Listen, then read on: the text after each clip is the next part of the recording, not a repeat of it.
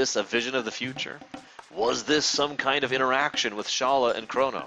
You know, blah, blah, blah, blah, blah, blah, blah. I know this is going to sound boring, and go ahead and take me for being, you know, the boring person here, but I personally think that that's a dream. That the dream Chrono had was a dream and nothing else. That he was literally just dreaming about Marl, which makes sense if you think about it, and that he was then interrupted in that dream by Isla. So, the end, really.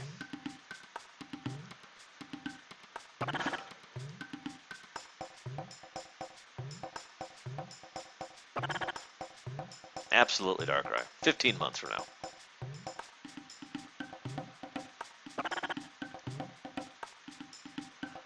I also like that Isla's first reaction to frog is, can I eat it? So we know Isla likes frogs. I'm not a fan of frog legs. They're so tiny. And you farm them just to eat them, and they're these dinky little things. And whatever. You're going to have to define what that is for me, Silver Dragoon, because I don't remember off the top of my head.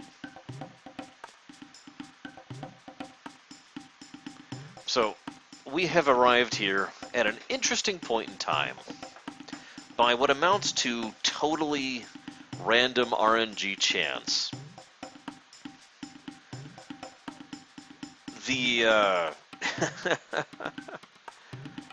This is when the big final battle is going to be happening between the Reptites and the humans. There we go. Good night, Darkrai. Again. Now, like I said, this is when the story takes a weird shift in gears, which I really like. It's keeping the pace. The pacing of this game is phenomenal. I absolutely love it. But the idea here is we have just finished what was effectively the big climactic battle, and for all intents and purposes, the halfway point of the game, even though it's not literally the halfway point of the game. Although I guess you could argue that that's the halfway point of the game, but whatever, I'm not getting into that argument right now. The point here being, in most ways, thematically speaking and whatnot, that was the halfway point in the game. In Final Fantasy VI, they followed that up with this, well, with the World of Ruin. I spent a long time discussing just how incredible the World of Ruin was and all the things that were significant about that sequence. In Chrono Trigger, they followed up with, and here's what's going on with Isla. But this is brilliant storytelling. This is a classic bait-and-switch situation. The entire idea here is, all right, you've beaten the bad guy, and then it switches here as if this is non sequitur. As if this entire section of Isla and the Reptites and the Chrono lair and all of this fight are just... What do you mean, Bregman?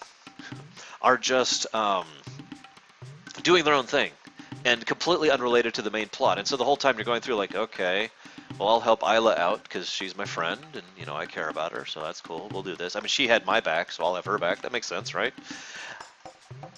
But this is, again, the bait and switch, because as we find out, this is arguably the single most critical moment in the history of the entire game. But I am getting ahead of myself. However, this definitely deserves a story plus for this classic bait and switch, seeming non sequitur shift to throw the player just enough off the trail of what's actually going on, so that when it hits, it's all that more impacting. There we go.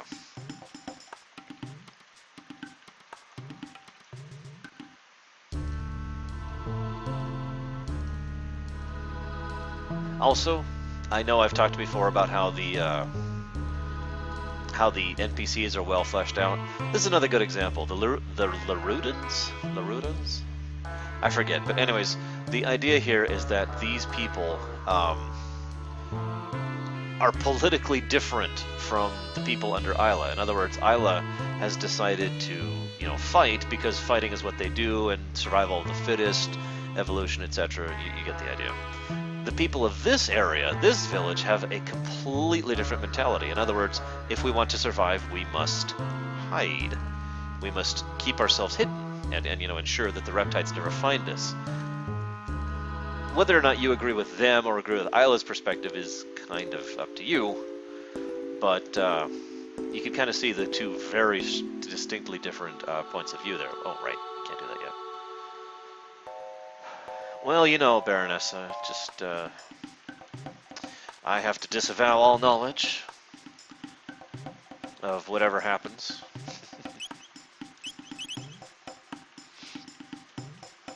So while we're doing this dungeon, let's talk about the characters of this game. Anyone want to talk about the characters of this game? Anyone? No? No? Really? You don't? Okay, well, I guess I'll just sit here all alone. Oh, I'm sorry. By the way, I like that as a consequence of Magus's lair being completely eaten by a massive time gate, that no one actually, like, you can never go back to Magus's lair. It's gone. Magus's lair is completely gone. So, I like that. Now, one other little tidbit. I'm sorry, I actually meant to mention this earlier, and I kind of spaced because I'm kind of stupid.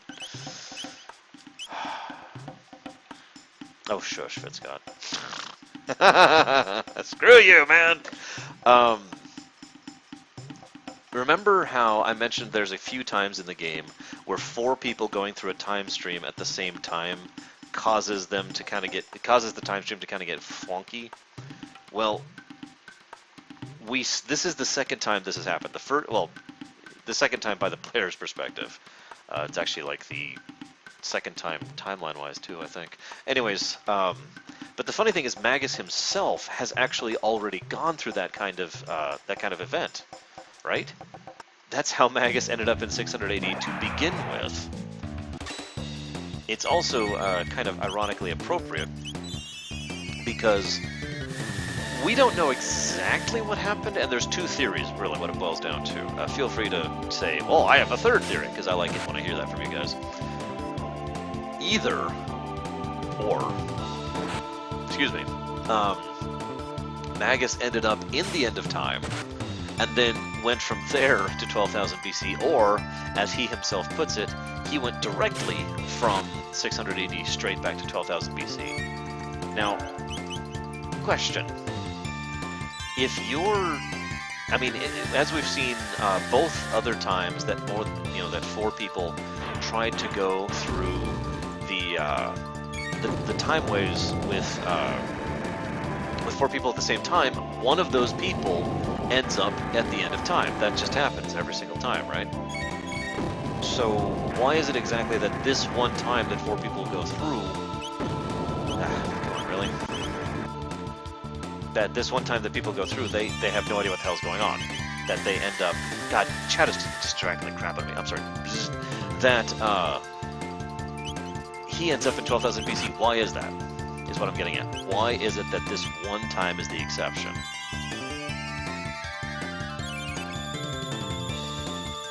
Well, the thing is, I don't think it is an exception. I think he did end up in the end of time. And you might be like, well, how did he get from the end of time to 12,000 BC? Well, I really hate to point this out, but as we've established, the only pillars of light that you can go through at the end of time are the ones you've already been through. And Magus has already been through the time portal that goes from 12,000 BC to 600 AD. So he went back. You get it? Because time travel is very difficult to ride for, Fitzcott.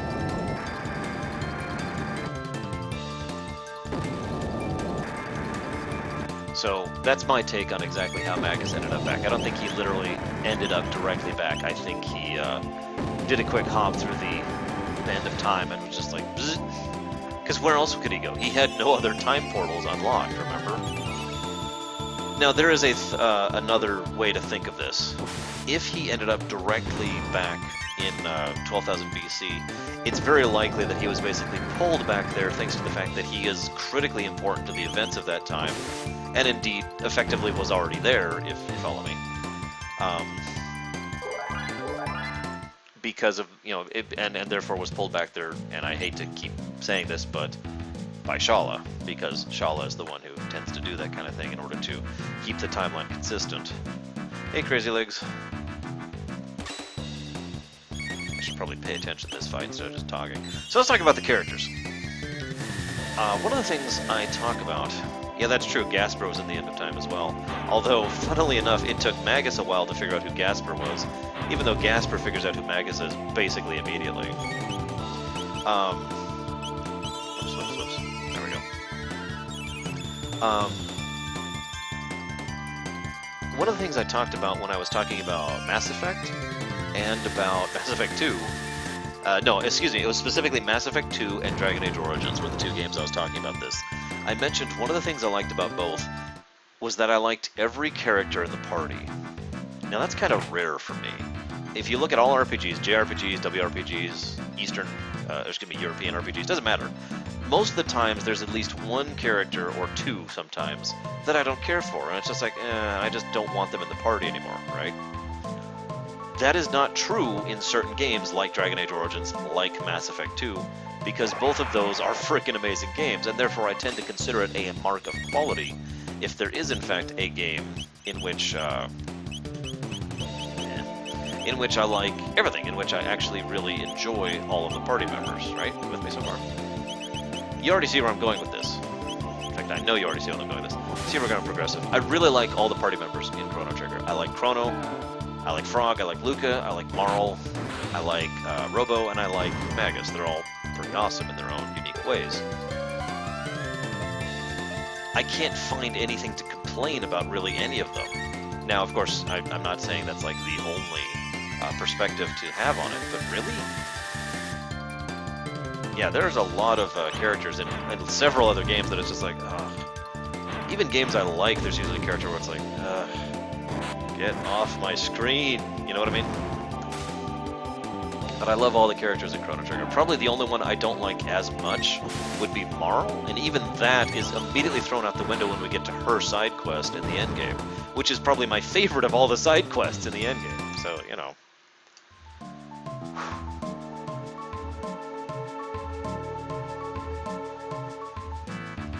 Yeah, Kefka, as I've said several times, this is effectively a Final Fantasy game, for all intents and purposes. Some people argue that it is a Dragon Ball Z game. Some people argue that it's a Dragon Quest game. Some people argue that it's a Chrono Cross game. Those people are in the chasm right now. In Mass Effect 1, there is a single character I don't like, and that's why I let him die, because I'm a horrible person. In Mass Effect 3, there are a couple of characters I don't like, mostly because of some bad writing, admittedly, but also in Mass Effect 3, there's that jackass Prothean who I really do not like.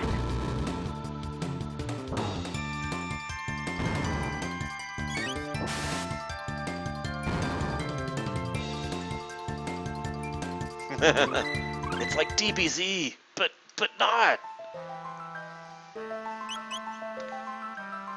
Let's see here. Where are we at on this? Ugh. Yeah, Javik was just a jerk. I get that he's been through a lot. I just don't give a damn.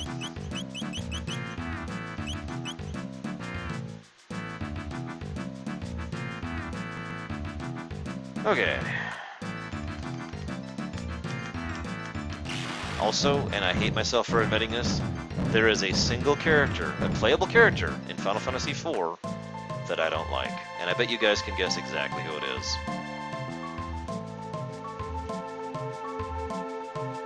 Now, I can't say there's any character I don't like in 5, but then again, there's also 5 characters in FF5, appropriately enough. By the way, note the red dot there. Nice little touch. Hey, PA Ghost.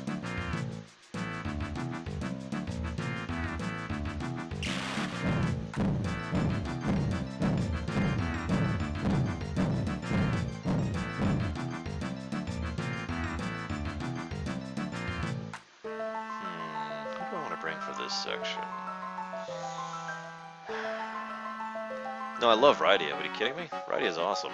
Excuse me, Rydia. Still getting used to the pronunciation for the DS version.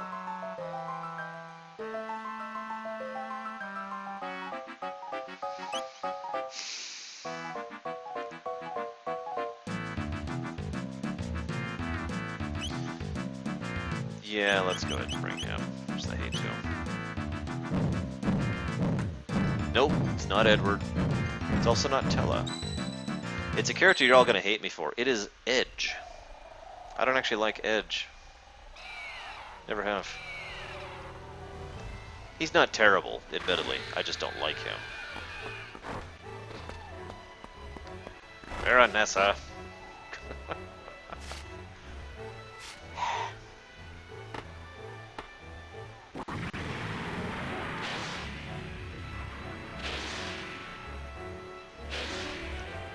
Now, I can't say like I said, I can't say I actively disliked Edge like I could say for certain other characters in other games. Both, really, Sway USA. I felt he was a rather lackluster approach to the ninja character style, which was better done in FF5 and way better done in FF6. And his character was... it was there. Hey guys! Oh my god, we've got an airship! We've got an airship! And yet, ironically, this airship only works here because of time travel. Now, here's another little tidbit. There is a lot of terrain here. I mean, a fairly large amount of terrain. Some people have speculated that all of this, well, at least some of this, actually contained cut content. I don't know if that's true or not. I really have no information on the matter. I've just heard that rumor circulating around a little. But if there was, well, there's a lot of room they could have put it in. And of course, there's the origination of where the Sunstone will be. Now, one other thing I like is that you can fly over these mountains. If you don't know what I mean by that, go play FF5 sometime and then unlock the Hiryu. Also, here's another fun thing. You literally have to have flying to reach the Chrono lair. Now, obviously, that exists for a purpose, you know, to emphasize in story why it is we need to get these pterodactyls. It is also worth noting that we kind of need that to get there, period, because there is no land route down here. But from both a gameplay and a story perspective, you need the pterodactyl to get up there. But I mentioned the flight thing specifically because of the fact... Yeah, by the way, FF4 is my second favorite FF of all time, and like my fourth favorite game of all time, so I don't think I'm just bashing the game. But anyways, it emphasizes the fact that this... The advancement, the level of advancement, the level of the technology, I think is really the word I want to use, that the reptites have is significant enough that they can literally create a massive fortress completely physically isolated from everyone else. And it's okay, because they have the level of technology or ability or transportation to simply go in and out of that area. We never actually see what that is or why, and frankly, we probably never will, but yeah. Oh, good, PA Ghost. I'm glad you liked it. A lot. Oh, excuse me. It's a good game. Chrono lair. Yeah. Yes, I know, there's monkeys with wings.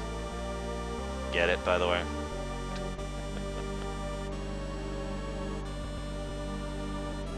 Oh, the DS version is way better, in my opinion, Kefka. Just by leaps and bounds.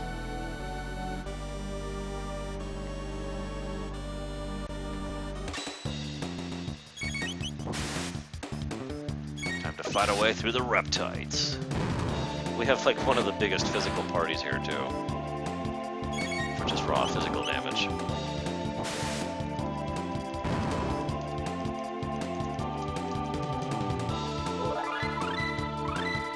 Fun fact, yawn.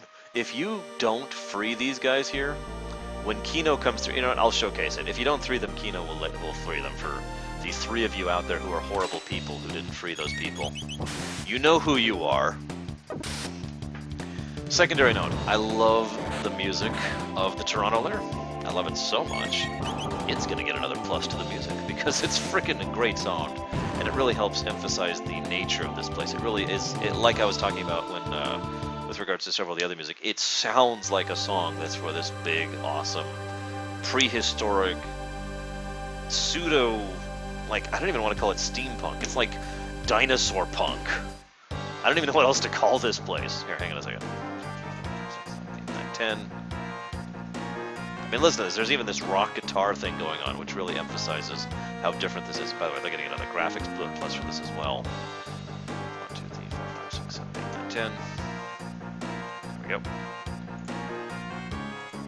Dino Punk, yeah, it's just because I mean they've got decent amount of technology showcasing. They have freaking doors, staircases. They've completely mastered fire. You know, they have all this fun stuff, and yet so much of their stuff is made out of bone and rock, and it's like hewn from the mountain. You know what I mean? And it gives it that feel of being advanced while still being primitive. And I don't know how better to explain that. It is very much like the steampunk perspective, except instead of steam, it's the dinosaur bone prehistoric thing. Also, apparently reptites eat people, which is kind of gross.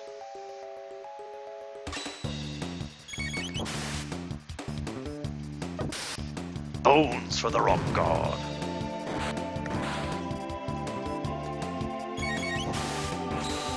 It's true, Kefka. Shinzon is the best character ever. Oh god, I can't even say that with a straight face. Ugh. Ugh. Okay, I feel better now. It's like you have to purge every now and again by saying horrible, horrible things. So what's funny is you can't just open the door for some reason. So Isla, this is so hilarious. This is very Isla. This is actually a character building moment. I kid you not. Right here, okay? We could just hit the switch or get the key from the turnkey and open the door. But Isla is so intent on saving Kino because she cares about him so much.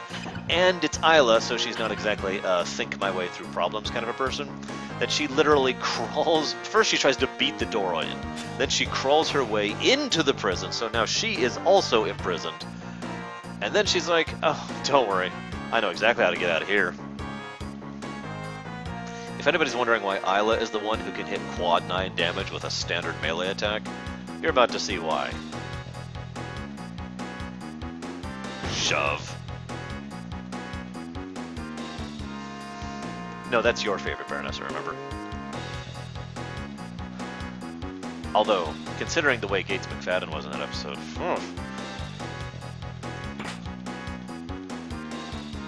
yeah, sure, you. I was actually going to comment on that, so I guess this is a good time as any. So yeah, Kino actually opens the door if you don't. You terrible, heartless bastard. I mentioned earlier why the reptites and humans are in conflict. Remember the fact that Isla was willing to eat Frog the first time she saw him? It's kind of worth noting that Frog looks kind of like a reptite, and we know the reptites are willing to eat humans, so you can kind of see how there's the possibility of a conflict there if the two sides literally eat each other, right? Whoops. Didn't mean to do that.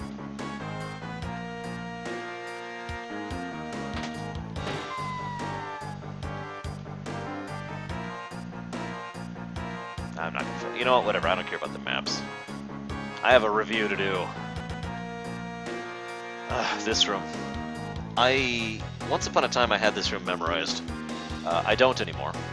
However, I'd just like to point out that the reptites seem to have mastered teleportation technology. I've heard some people try to argue that this is not actually teleportation, that it's actually a really advanced form of, for lack of a better way to put it, illusion. Like, this is kind of them masking the presence. Because you notice the enemies just kind of pop in out of nowhere. And then, there we go. And then, and that's unusual in Chrono Trigger. It's extremely rare for an enemy to literally just appear. In virtually every circumstance they either pop out of something, or they, come from behind something, or they dig their way out of a tunnel. Even the more magically inclined things in the Undersea Palace and the Black Dream, magically are like... And I'm so sorry, Bragwin. I'll punch him later for you, okay? So the fact that these just appear is actually kind of suspicious when you think about it. And again, gets you the idea that this area is basically masked. I don't know how a better way to put it, because it's either magical or technological, or excuse me, it can't be magical because they don't have magic. So it's some kind of technological situation. I don't know I really don't have a better way to call it that, but imagine like a holodeck, for lack of a better term, that as you go through it, it's specifically designed to disorient you, because you're not seeing what's actually there. In other words, everything, the enemies are actually there. and you're not actually walking where you think you are and that kind of thing. So in other words, you're just supposed to be disoriented the entire time. With me? That's my take on that room, personally. It's also possible it could just be a random room of randomness. I mean, hell, I don't know.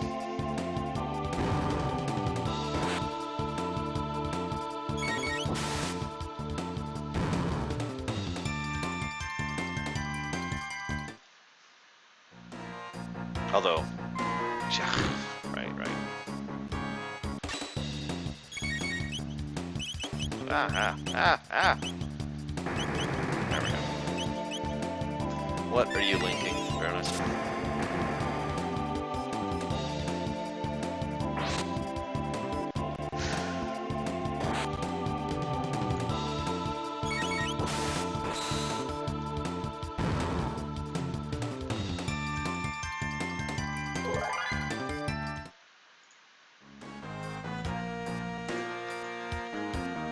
Evil Pop-Tart, personally, I think that's one of the major plot points of the Reptides in general. They weren't given this technology in general. They worked this out on their own. In other words, these people were exceptionally advanced compared to the much more primitive humans, and were in basically every way poised to win the battle for survival, to be the ones to actually defeat the humans, wipe them out, and take over the world. I shouldn't even say take over the world. You know, they were the apex predators of this planet. In all honesty, if it was not for the influence of the party, they would have won. They basically had already won. We show up and it's like the entire balance gets thrown completely out the window. And then Lavos comes down and is like, oh, by the way, I hate to be a bother, but I'm going to kill all of you. And then it just kind of goes to hell from there.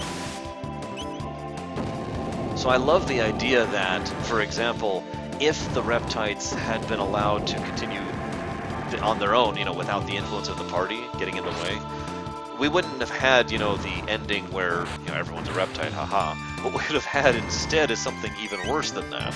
Or, excuse me, something even better than that. Like, imagine by 1000 AD, instead of walking around with a pseudo-steampunk environment, there would be people walking around in hover cars. And could have with computers and God knows what other kinds of amazing technology. I just think that's a cool idea, personally. But yeah, it is interesting that the party is basically giving not two damns about the implications of what they're actually doing here.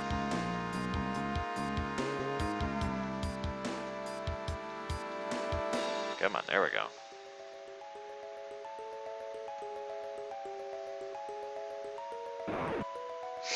So yeah, I agree with you, Lepartor. I love the idea of, someone mentioned earlier that they hate, Night Dawn mentioned earlier that he hates paradoxes, and okay, fair enough. He gave his reasoning, and I'm with it, and I get it. But what I love about this is the party makes the events of this game happen. If it was not for us in existing, none of this game would have ever happened, and I mean going all the way back to the beginning. The Reptides would have won. There never would have been a Kingdom of Zeal. There never would have been magic. There never would have been anything in the entire game if not for the fact that we showed up and started interfering. Now, I'm not saying that in favor of the Prime Directive. I'm actually one of those people who really does not actually like the Prime Directive. But yeah, this is definitely a we didn't know the consequences kind of a situation. I sometimes wonder if the developers kind of took that to its logical extreme with Chrono Cross, where Surge is basically responsible for making everything go bad the entire freaking game because he didn't think about the consequences of what he was actually doing. Another good example is of someone who doesn't actually think about the consequences of their actions is Sora in basically every Kingdom Hearts game, but most clearly in Kingdom Hearts 2, where he's just like da-da-da-da-da-da, and doesn't think about anything. So this is actually a hard fight if I'm not very careful in how I do it. And I don't have the ability to do my usual strategy because I can basically only do that strategy on New Game Plus. I'm gonna get another save here just in case. Also, I love how Nizbel just chats at you. Hey. By the way, in case you were denying it for whatever reason, Azula, she is through here. Even though it was pretty clear, even in the original translation, that Azula was a she. But anyways, off we go. Queen Azula. Or Azala, or Azala.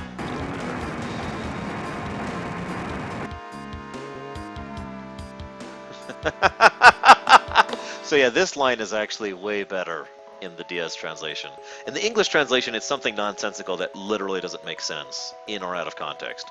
Here, in case you can't read that, hey, when I said Azula's through here, I meant you gotta get through me first! What do you think I was flexing my muscles and looking all intimidating for? Because he's just standing there flexing. He's like, Azula's through here. Wait, no, come back.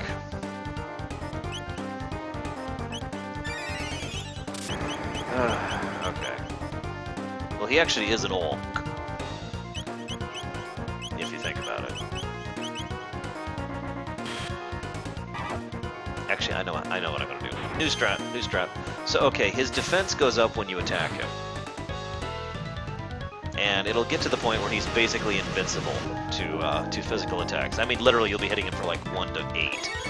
So, the way you bypass that, there it is with lightning damage.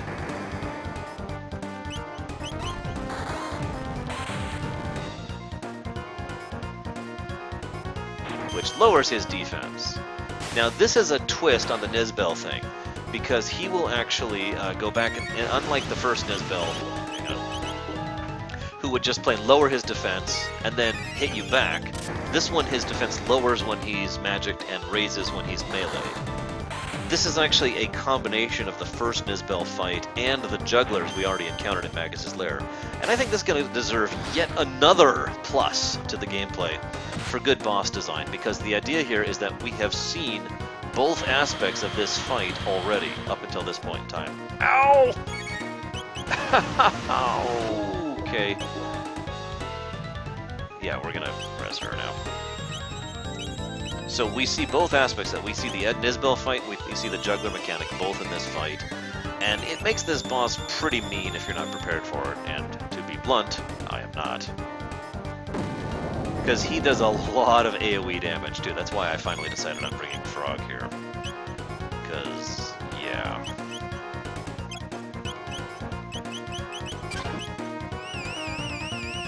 Showing off the Slurp Kiss and tech there, which is nice.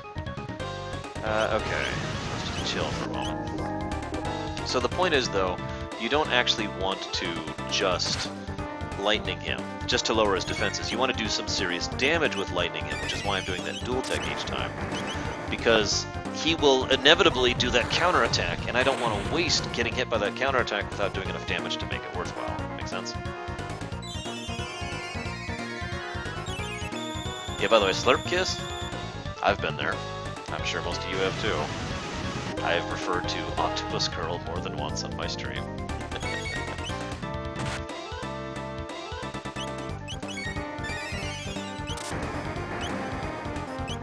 Now we're just going to keep healed up, I think, at this point. Try to keep ahead of his Unleash of Doom. He's got a lot of HP, but he's nothing compared to the next couple of bosses, which are literally like 5 rooms from here. I think they're not even that far away.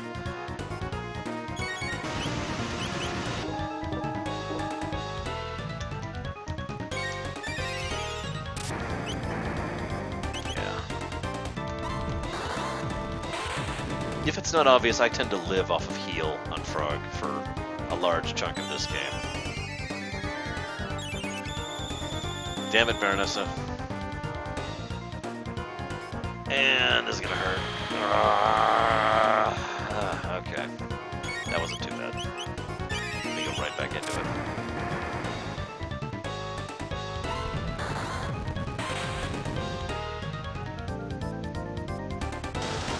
Okay. Nizbel 2 down.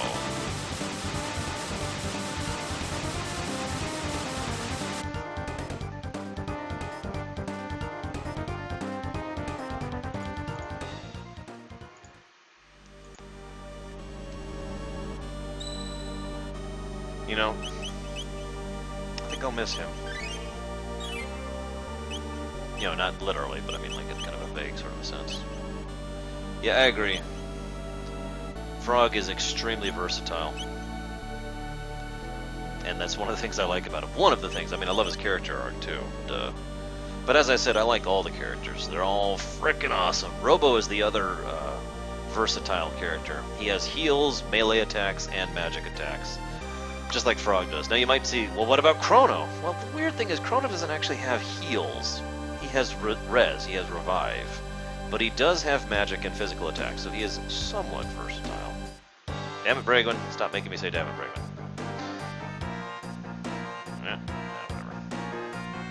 Whatever. Let's get the Explorer. Ah, it's right there. It's right there. Yeah, whatever. I just need to stop caring about the damn map. Map. Hate you, map. Ah, damn it. There we go. By the way, you want to do some serious damage per second in this game. The actual best damage per second you can do is get Isla and Chrono. And the third party member doesn't quite matter, but you can set Frog up there or Robo. It's basically the same thing. All of them have haste helms on, and all of them have the Berserker equip on, and all of them have to have maxed out haste. So a speed of 16 with haste with auto attack. Now, for those of you who don't know, Berserker rings will actually auto attack the frame you can attack. In other words, it's actually impossible to be more optimal in terms of speed for general for static physical attacks for white damage. So yeah, you will do an insane amount of damage in that setup. And that, by the way, for the curious, is my usual setup. I usually set up Chrono and Isla on that exact same thing. And then I leave a third person, just in case things go wrong, who can actually cast spells. Sometimes that screws me over. One time I was fighting the Ret Knight in Robo's quest in I guess 680 or whatever. And that didn't work out too well for me because I still had the two Berserkers equipped. And if you don't know that fight, that basically completely screwed me over to the point where he was invincible because I kept hitting with melee attacks faster than I could act. It was pretty funny, actually.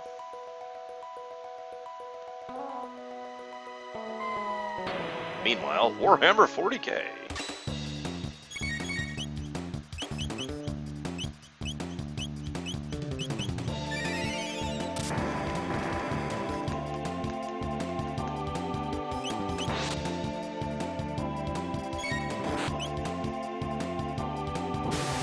Yeah, Robo's really useful against the various Lavos fights. Excuse me, on the various Lavos fights. Round 2.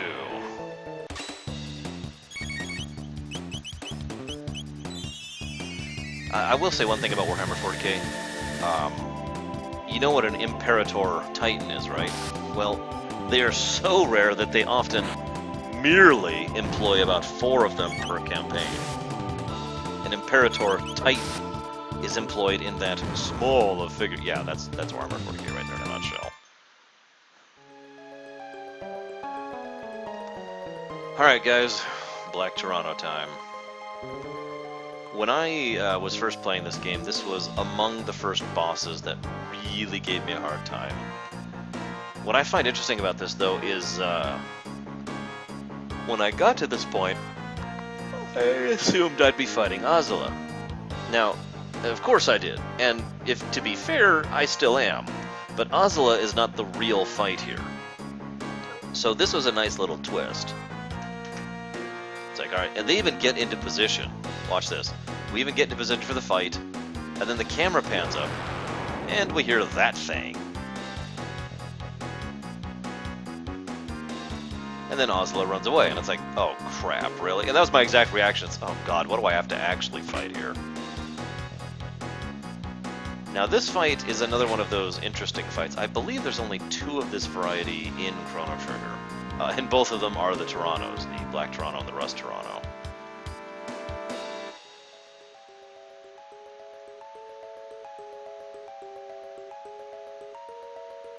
Come on. Yeah, whatever, screw it. Let me make sure I'm set up really quick for this. He's got this dodge, he's got... No, what the hell? You have terrible gear. Let's fix this. No, I still want that. Baronessa, we all know you're a fake geek girl. You are, in fact, a nerd girl! No, I kid. Let's give you... He's at 14. What does he have on?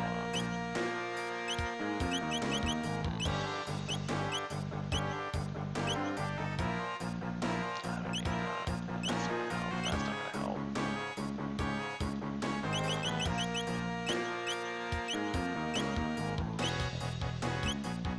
You know what? Honestly, I think I'll just stick with that.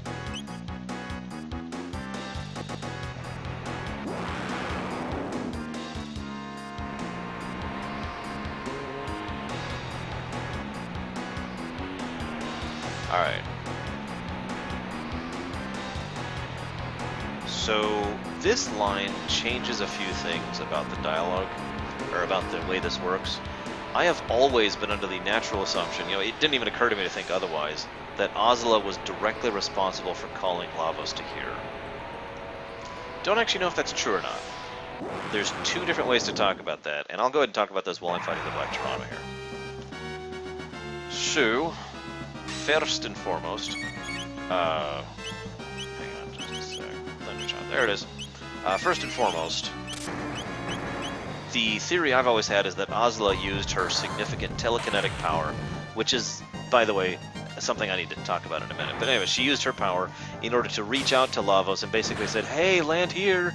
Not literally summoning him, not literally, you know, grabbing it like with the Force and grabbing Lavos down. I mean, literally just sending out a beacon, effectively. And Lavos happened to be in the area and was like, oh, hey, there's something down there. And then, you know, that's when the entire game started, basically. I hate Ozla in this fight. Anyways, so that's the theory I've always held. But there is another theory, and I've thought of it a few times, and it has a decent amount of merit. Here's how it works out. What if instead that... Okay, keep in mind we only ever see the red star basically at this point in time, right before he actually comes down. So it is entirely possible that Lavos was already kind of coming here in order to collide with the planet, and Ozla was simply aware of the fact that Lavos was coming, and therefore knew that it was, you know, it was the end of her species, because she was pretty sure that a meteor strike was going to cause some significant issues. And she's right, that's a pretty horrifying event, pretty much no matter how you look at it. There's a reason the term extinction level event exists, you know.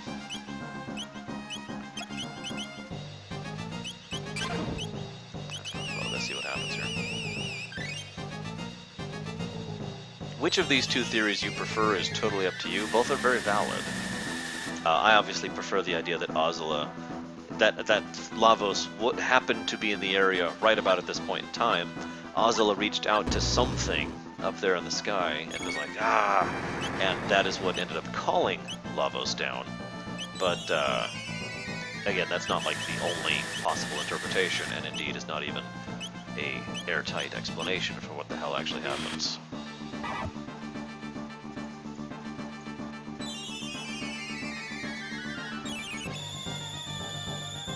Hey, Shadow.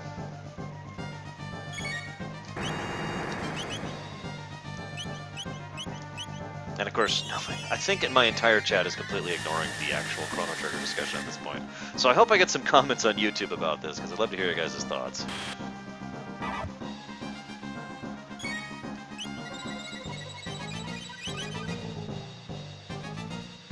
I'm not complaining, by the way.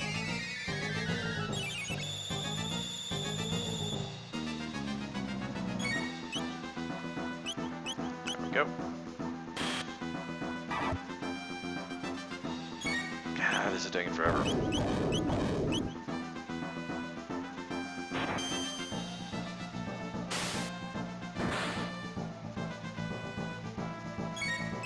Ozla has really high defenses, so it's kind of irritating to defeat him.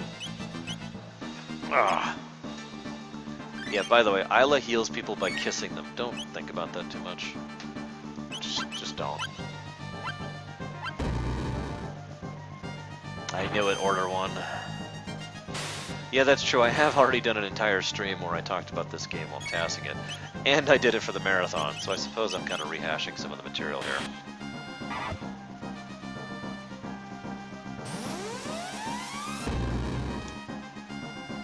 Either way, I want to make it clear, I don't think that Azula, like, created Lavos or, you know, summoned Lavos or whatever like that. I strongly think that Lavos just happened to be in the area, cruising through the space lanes, so to speak, and was like, hey, what's that down there? That looks interesting. And, you know, yeah.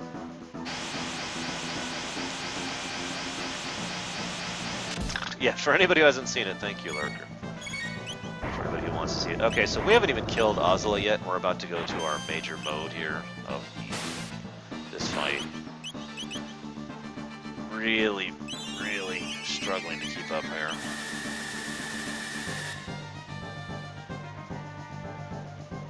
Ah, there we go. Okay, Azula's down.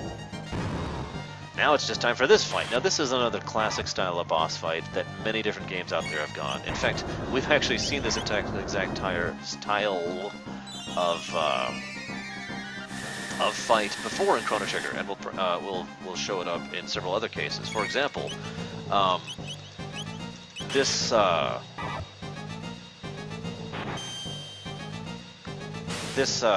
words. What the idea of this style of gameplay is, okay, here's a big enemy. They're basically do nothing. They just sit there and they just kind of stare at you for a moment.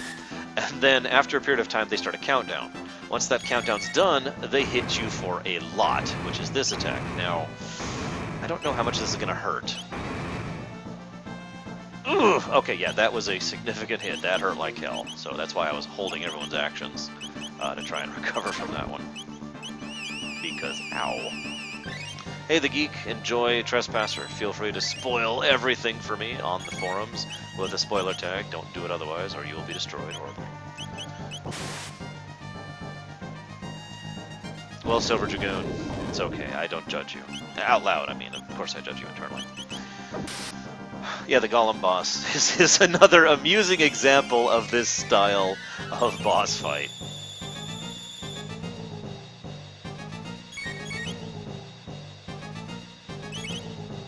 Ah, shoot. There we go.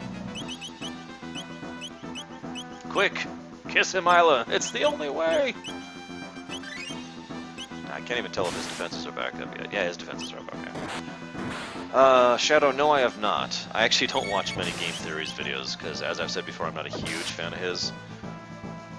I have since become more tolerant of his videos than I used to be, because I used to just see all his bad ones where he irritated the snot out of me.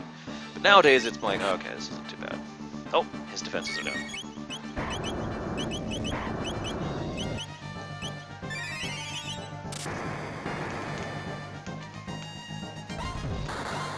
Yeah, Kaon, that's the other thing. I do admit that it is entirely possible that Lavos might have collided with the planet anyways, and Azula calling him was just making Lavos go, aha, that looks tasty. You know, for lack of a better way to put that. So here's a question for you guys. How many of you out there think that Jenova was deliberately patterned off of Lavos? Because there is literally no denying that Jenova was patterned off of Lavos, and I personally prefer the Lavos interpretation. It is worth noting Jenova also received other inspiration other than this game from The Thing, John Carpenter's The Thing. But, and Jenova is a slightly different perspective on it. Jenova is much more about blatant infiltration, whereas Lavos is about manipulating everything in the history of ever. What's funny you say that, Deutsch. I have heard many people actually postulate that, you know, who connect all the series in terms of the same timeline and whatnot. And yes, I'm on that list too. I did that too, just like everyone else does. I don't really do it anymore. But once upon a time, I actually sat down and was like, you know, this is how all the FFs and Chrono Trigger and so forth and so on all tie in together. One of the biggest connection points was the fact that Lavos and Jenova were literally the same being. That Lavos was just another Jenova. Because remember, Jenova is not a creature. It's more like a cancer. that happens to have the ability to mimic sentience and mimic the ability to function and all that sort of thing. Ergo, the idea of there being multiple of this plant, for lack of a better term, it just is logical and makes sense, right? Now, as an aside, this boss, in my opinion, has a little bit too much HP. It has 10 grand, which is quite a lot for a game like this. And it gets kind of boring fighting him, if I'm honest, because after even this low level, it's really not that difficult to deal with. Takes a couple of moments to heal back from his big attack, as long as you can survive his big attack, which is the important part, of course. And then you just go back to hitting him until he lowers his defenses, then you hit him with your big abilities, and it just kind of like cycles around. Yeah, honestly, I agree that Genova is very, oh wow, he's out action mana. Very virusy.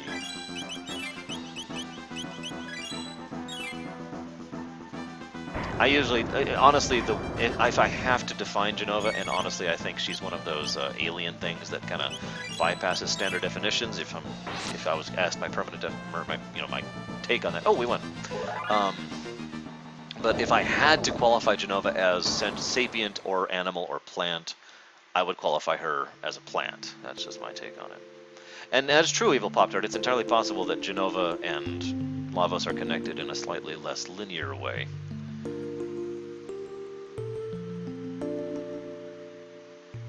This is, of course, when we have Isla acknowledge the significance of this. So, this cutscene is beautiful in its horror.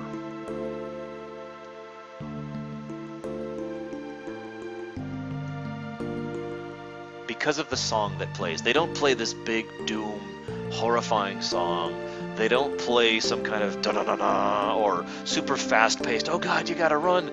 It's this quiet, sad theme that plays. As Isla says for the first time the words Lavos, and if you have Luca in the party, she just flips out like, what? What? Lavos? And this quiet, beautiful little song plays as this red ball of monstrous death spirals through the skies and lands here. Now, given what we know about Lavos, it's entirely possible this is a Lavos spawn at this point in time. In other words, big, but ultimately only the size of like a small meteor, or in other words, barely the size of my house. Not the city-sized monstrosity he would grow into. I don't know if that's true or not, but it's something that makes a lot of sense to me, given the circumstances. By the way, one of the things I point to in favor of the idea that Lavos was specifically called to Azala is the fact that the point he collides with is the Lorerunner. He hits it dead on. I also like the fact that Isla tries to save Azala.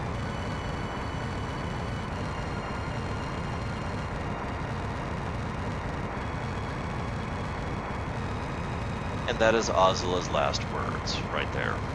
Take care of this world. Bam! And this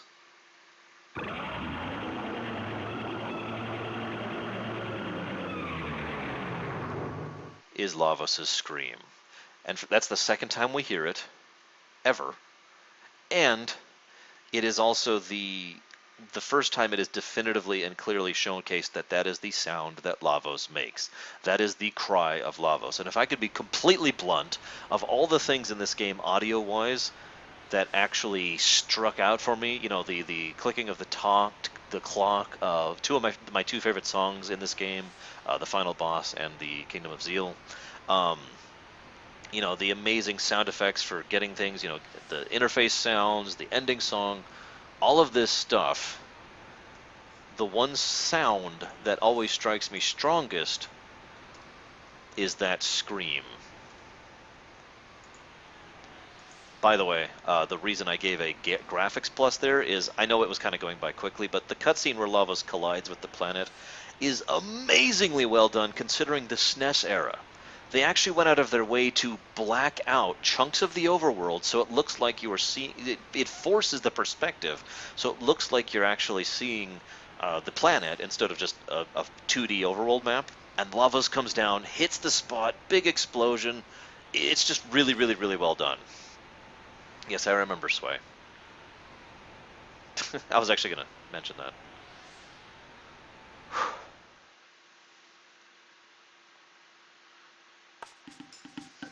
And that used to be the Chrono lair, and the plateau it was on. Here's kind of the thing, though.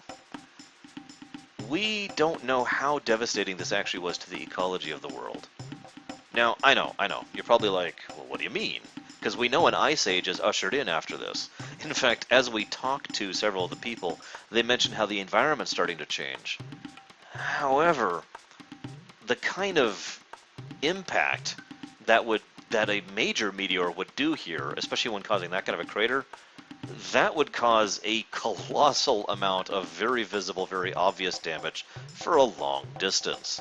This doesn't. My theory? Lavos looked at the situation and pretty much immediately, I shouldn't even say, because I keep implying sapience. Let me make this clear. I don't think Lavos is sapient or sentient. That's my opinion. I think Lavos is a thing. An alien, inhuman thing that really should not and could not be described as a person, an animal, a plant, or a virus. It's a thing. That's my opinion on it. I just want to make that clear. So it's my opinion that Lavos at this point in time is already starting to do what it does best, and starts to alter the world in a long-term perspective, trying to shift it into something that will be more amenable to what it needs. Because remember, Lavos has no real goal other than survival and the procreation of its species. The most common thing I've heard about that actually seems to be the closest to defining Lavos is, ironically, a virus. It does nothing other than manipulates the environment to procreate itself. And that's all.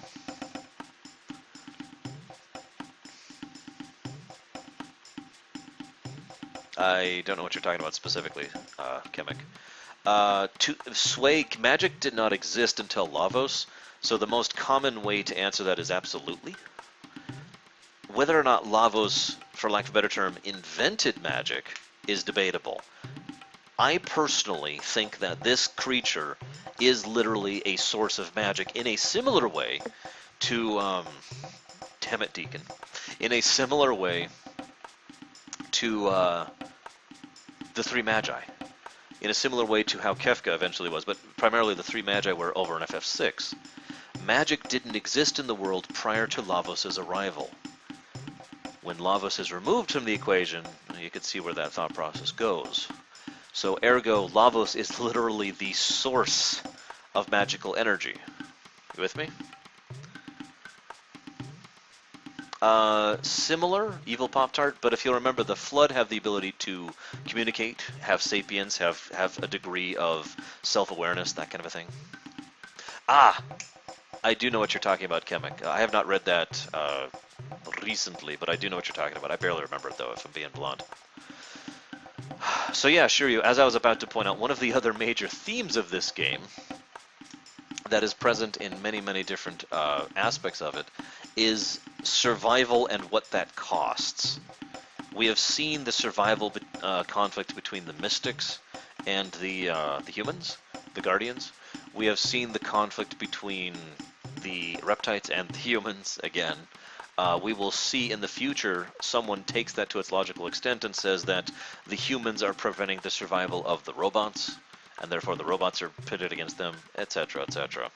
But all of this, of course, ties into the one thing that is truly the theme of the theme of Chrono Trigger, and that is Lavos. I actually thought of a great analogy to share this. I want you to picture visually that that if you could take every single mention, every single aspect of a story, and lay it out visually in like a diorama, most stories across all of fiction would be here and there, like there would be this chunk over here, and this chunk over there, and this chunk over there. The story of Chrono Trigger would be a circle, or a spiral, and at the very center of that circle, in a very large image, would be Lavos. What I'm trying to get across here is that every single aspect of this game, no matter where you're standing in the story of Chrono Trigger, no matter which part you're going through, no matter which character arc or which story arc or which aspect of the setting you're at, wherever you are, you can see Lavos. It's kind of like the Black Citadel or whatever in Dragon Age in general, in the Fade. No matter where you are, you can always see it. So in Chrono Trigger, no matter where you are, you can always see Lavos and his effect and his influence and all that fun stuff. Django, yes, I am most likely. Tomorrow's Wednesday, right? Going to be streaming tomorrow. Might not be streaming Thursday, not sure yet. We'll see. See you around, Chaos Rider. I think Lavos would beat the unholy snot out of Sin. But then again, I also think Sin is cheating. So this is the point in the story which I should get rid of Isla because she doesn't have great lines, but I'm going to keep her because she's kind of helpful and also someone I really need to level. By the way, we're going to be stopping the stream tonight in, looks like about half an hour, something like that, about 8. So just a heads up, guys. So welcome to 12,000 BC. Lovely place, really, if you think about it.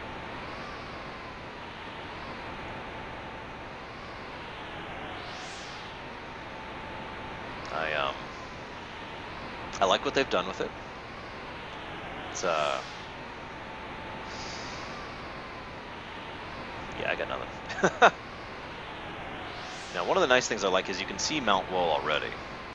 You can't actually go up here, though. For whatever reason, the ladder is retracted. In other words, you're not supposed to go that way yet. Not yet, little Billy. Nor have I done Robo or Magus. I'll show off those dialogues at some future point. So here we are, total frozen wasteland. What I like most about this is the wind and the blizzard. The implication that this whole place is under basically a constant blizzard. This is the same kind of creepy, empty vibe that 2300 AD had, but in a different perspective. In other words, that was the empty, desolate husk, right? This place is this frozen, barren wasteland. Instead of having husks and corpses of buildings and people around, there's nothing here, period. It is actually empty, frozen, and harsh, difficult to even be here, as opposed to 2300 AD, which is, you know, a clear post-apocalyptic. You can see the remnants of society. You know, that is a husk. So I really like this perspective. This also really caught me the first time I went here, and I'm like, huh? And then I saw this, and I'm like, huh? And then the best song in the game plays.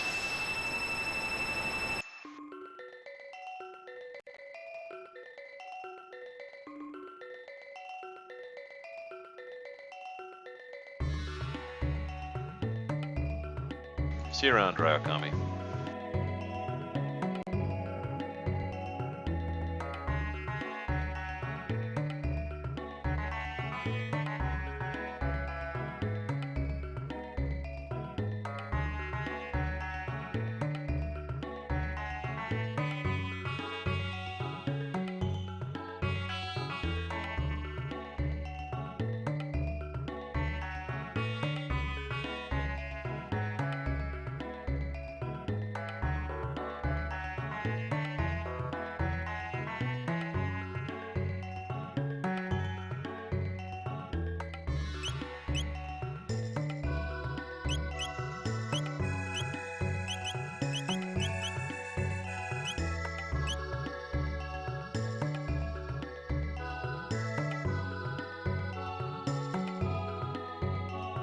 So, Magus is always kind of a dick. He's just, I really shouldn't say that, he just lacks social graces. That's the truth of him.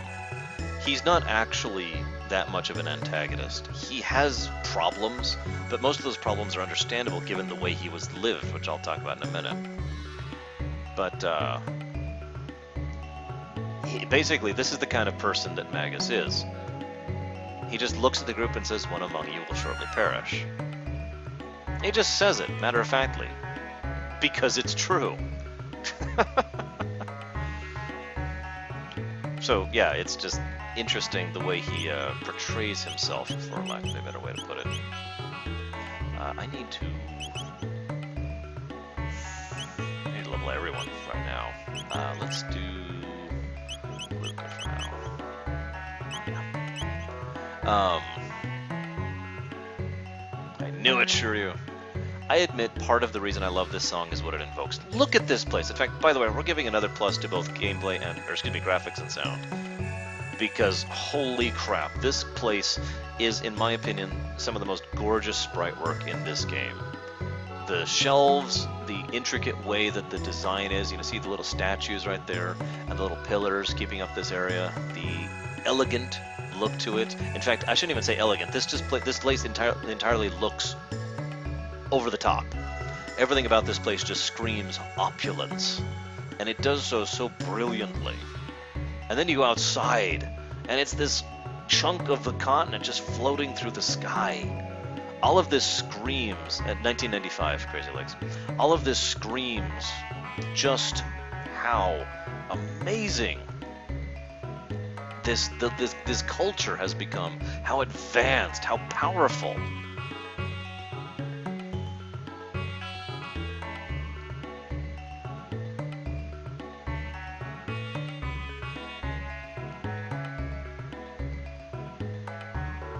They also have this undercurrent theme of dreams that was kind of intended to be a theme of Chrono Trigger in general, but kind of doesn't come across all that much.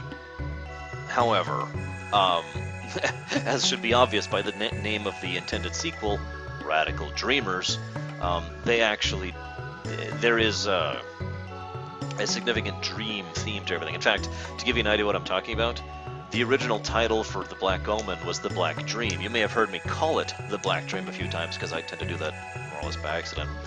Because the omen itself was a dream of Lavos. It was something that Lavos dreamed into existence. Because Lavos can do that kind of thing. Oops. I'm sorry, Bregman. And a lot of that really comes up here.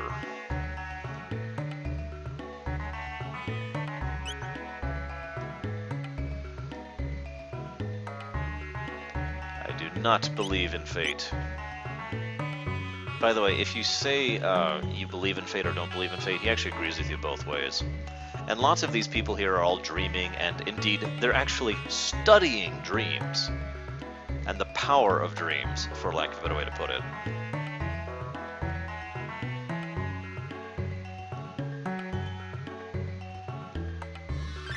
It's heavily implied that this culture is, well, to be blunt, completely stagnant. I want you to read this line again right here. It's because of that we can sleep our days away in peace. I really want you to understand this for a second, okay, guys? The idea here is there are people in this culture who basically just sleep all day. That's it. They don't accomplish anything. They don't read, play games, or talk with each other. They just sleep. It's almost a ridiculous form of apathy combined with laziness.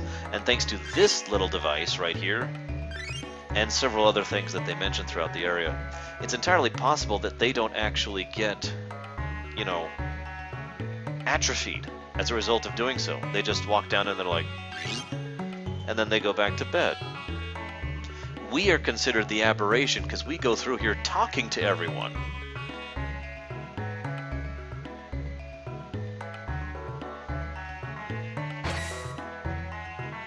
Talk to someone who looks a lot like Masa and Mune, and isn't.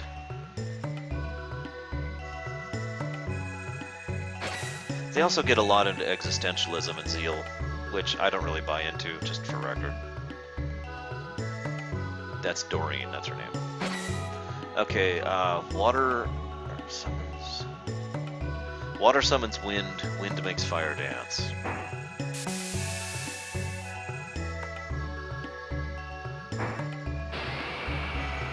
Pretty sure.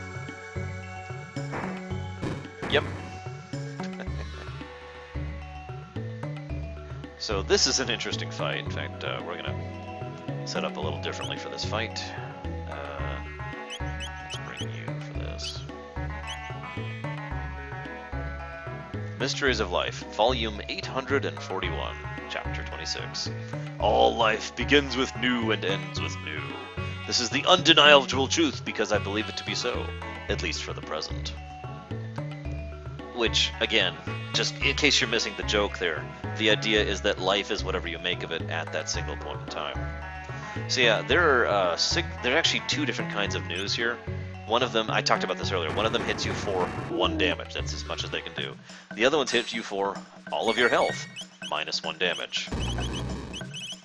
Oh shoot, I don't have the attack I want. Oh well, we'll just do this then.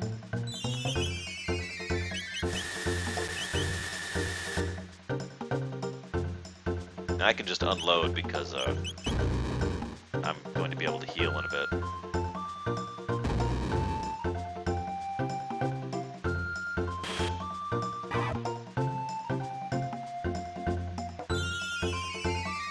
Also note that the Specchio song here is playing.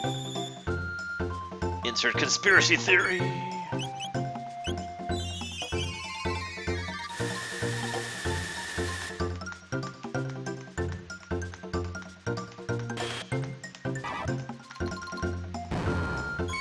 I actually tend to agree. I think Excalibur would have worked a little bit better. There are actually several, legendary swords that would have worked in place of the Mazmune. Although, of course, if you did Excalibur, what would be the two guys' names? Excal and Iber? Exca and Liber, maybe? I don't know, I have to think about that one. See, 1 damage. If you...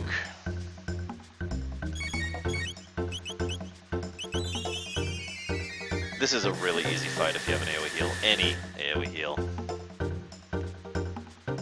I absolutely think that the King of Zeal was the kind of gentleman who actually went down to the Earthbound ones in secret, or obviously even.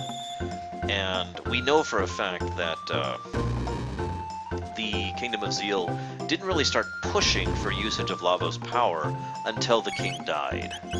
I could actually... It's funny, it's another of those stories that they never actually... That's true. I didn't actually think about that. The Mazmune is a sword that is legendarily forged, as opposed to is. I hadn't thought about that. And that makes sense, because Melkor does specifically craft the red sword. Anyways, I'm getting off topic. I mentioned earlier that there are several stories that they never show because they never have to. I think the story of King Zeal is one of those, but I've always pictured it a situation where King Zeal was someone who advanced magic, and yeah, the society was probably pretty stagnant, but not to the incredibly decadent ways it is right now. There we go. And, again, was probably a much more fair and just king, and then he died. Probably died from either some kind of accident or just some kind of magical mishap or something. There are plenty of different ways that could have happened. And Zeal, Queen Zeal, in her grief, basically descended to the point in her mind, in her emotions, in her magic, where she actually... Oh, there's the attack I wanted. Where she basically directly connected with Lavos in a way that hadn't actually happened till this point in time. It has been remarked that it is possible that Lavos would have actually... If Lavos had been allowed to erupt at this point uninterrupted and nothing else would have happened, that Lavos would have gone ahead and consumed this world at this point in time. I disagree with that for several reasons, which I'll get into when we get way further in at the Undersea Palace section. But what I mean by this is the first time Lavos had, for lack of a better term, an avatar. Remember, I want to stress that I don't really view Lavos as actually having something called sentience or sapience, only a vague idea of what it needs to do to survive. But those things could be interpreted as, and indeed probably would be interpreted as commands by someone with a logical and intelligent mind, like, say, a human being, especially one like Queen Zeal.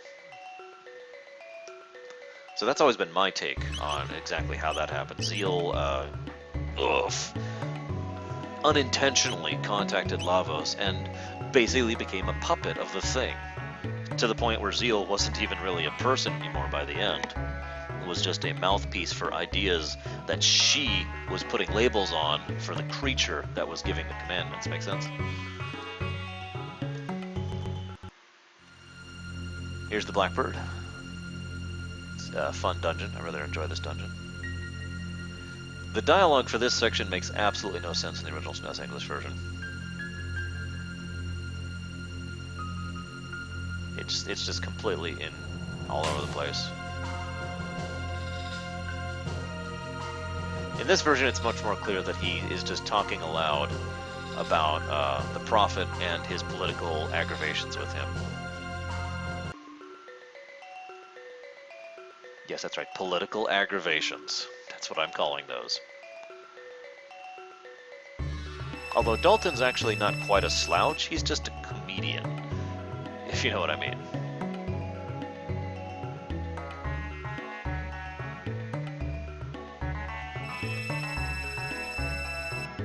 Not that I'm aware of, Raven.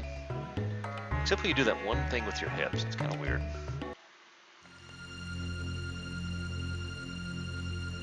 Actually, I did visual.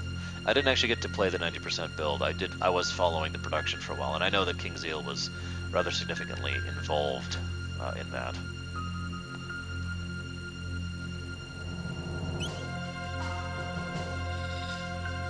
Love this song, by the way.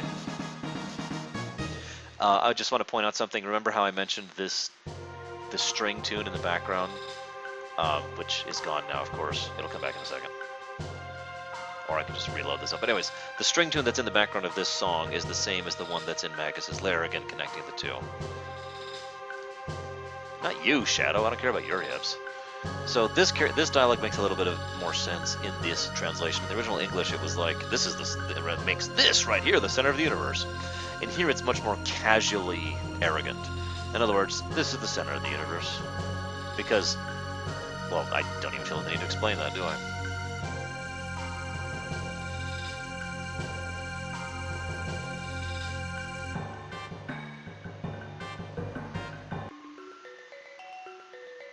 See you around, Kamek.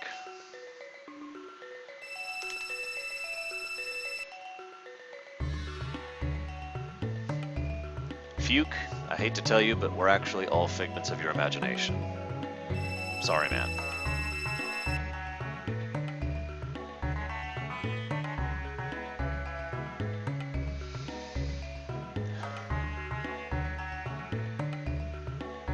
I agree, by the way. Crimson Echoes should have just left Cross on its own, like everything else has. Cross really just should not have anything to do with Trigger.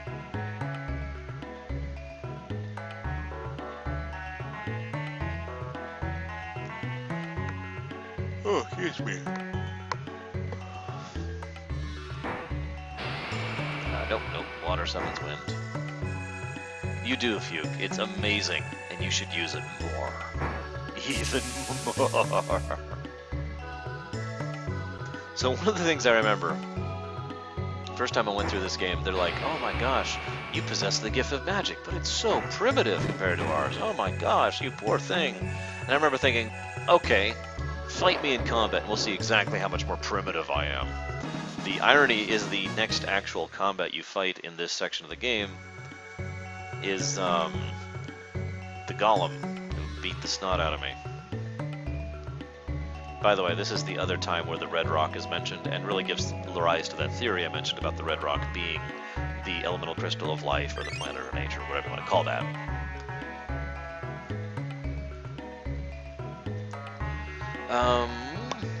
I think I'm going to go ahead and cut the stream off here. I got a lot of stuff to talk about in this section, and I'd rather try and keep that contained to its own section. We got a bunch of interesting cutscenes coming up, and, well, I love this section of the game, and I'd rather not rush it, especially since I need to be leaving in about 20 minutes anyway, so I need to get ready for that. So I will see you guys hopefully tomorrow, very likely tomorrow. Yes, there are multiple endings of this game, and hope you guys have had fun. See you around, guys.